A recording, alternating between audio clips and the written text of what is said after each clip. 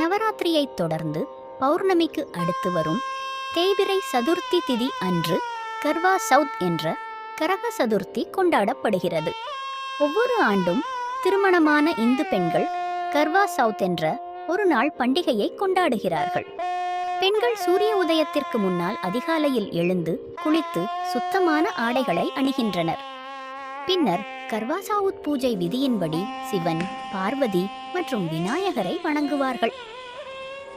இந்நாளில் அவர்கள் விடியற்காலை முதல் சந்திரோதயம் வரை உண்ணாவிரதம் இருந்து தங்கள் கணவர்களின் ஆரோக்கியம் மற்றும் நீண்டாயுளுக்காக பிரார்த்தனை செய்கிறார்கள்.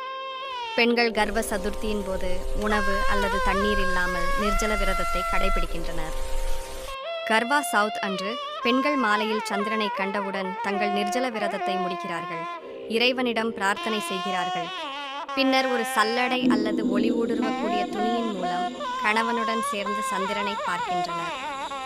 பின்னர் தங்கள் கணவரின் கைகளிலிருந்து தண்ணீரை குடித்து நோன்பை முடிக்கிறார்கள். அதன் பிறகு அவர்கள் வீட்டில் உணவு உண்கின்றனர்.